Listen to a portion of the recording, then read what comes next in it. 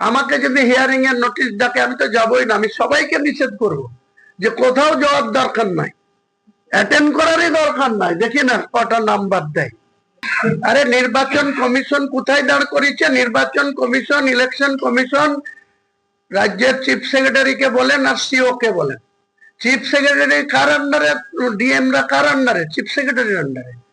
জেলায় যান না, ব্লকে যান না, বুথ লেভেলে যান না।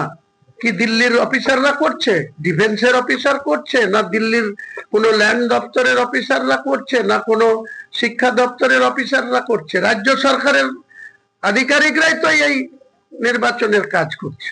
তারা তো নির্বাচন কমিশনের অধীনে কাজ করছে। আরে অধীনে হলো তো কি হলো? আপনাকে অধীনে কাজ করছে মানে কি? উনাকে কোথায় বলেছে? কোটা একটা দেখাক যে তোমাকে মাস্ট 1000 খসড়া তালিকা আছে, সেখানে তোমাকে 500-কে নোটিশ করতে হবে, এটা ইলেকশন কমিশন বলেছে।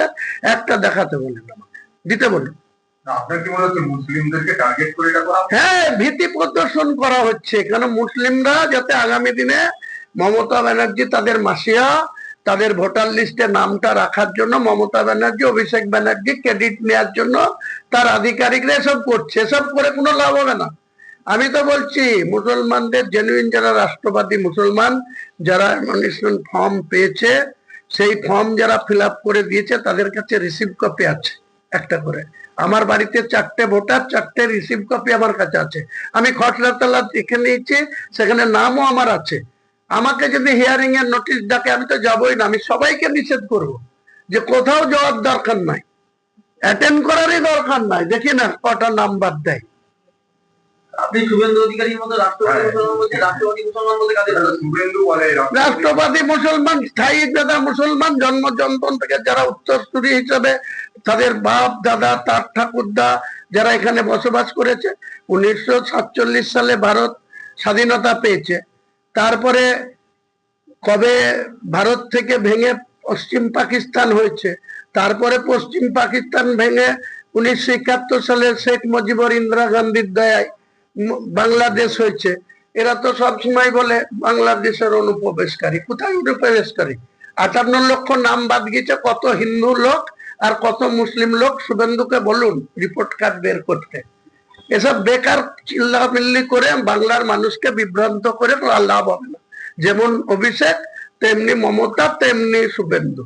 এরা বলছে যে সব বেআইনি অনুপ্রবেশকারী। কোথায় বেআইনি অনুপ্রবেশকারী? মুর্শিদাবাদ জেলায় 2 লক্ষ মতো লোকের নাম বাদ দিয়েছে। 60 লক্ষ নাম ছিল, 58 লক্ষ আছে। কোথায় বেআইনি মুসলমান? ওখানে 2 লক্ষর ভিতরে দেখুন 1,40,000 হিন্দুদের নাম বাদ দিয়েছে। কমিশনকে জানিয়েছেন যে রাজ্য সরকারের আপনি বলছেন যেটা পরিকল্পনা বা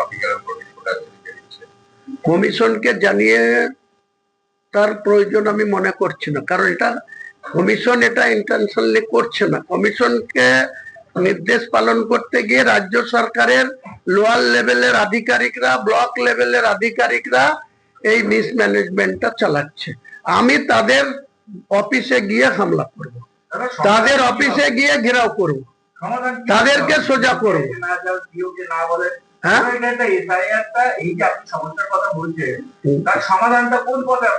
সমাধান অটোমেটিকলি হয়ে আছে। 58,20,000 বাদে সমস্ত নামের খসড়া তালিকা কোথাও পৌরসভায়, কোথাও পঞ্চায়েতে, কোথাও সরকারি বিভিন্ন দপ্তরের জায়গায় টাঙানো আছে। সেইটা অটোমেটিকলি জেনুইন ভোটার। এই 58,20,000 বাদ দিয়ে যে ভোটার, আর যেটা 18 বছর পুজবে যাদের 1/1/26-এ, তাদের যে নতুন ভাবে যে বার্থ সার্টিফিকেট দিয়ে যে ফর্ম ফিল আপ হবে, সেই সংখ্যাটা যা দাঁড়াবে সেটা 14 ফেব্রুয়ারি তালিকা প্রকাশ হয়ে যাবে। কিন্তু সম্পূর্ণভাবে যেমন বলেছিল এসআইআর করবো না, যেমন বলেছিল ওয়াকফ নিয়ে কেন্দ্র সরকারের অ্যামেন্ডমেন্ট মানবো না, আবার বলেছিল যে আমি মুখ্যমন্ত্রী থাকতে আমি তোমাদের সব দেখে নেব। তারপরে আজকে কি করেছে? পিভি সেলিমকে রাতারাতি অর্ডার দিচ্ছে 7 দিনের সময় দিয়ে আলাদা একটা পোর্টাল চালু করে। এসব চালাকি নাকি?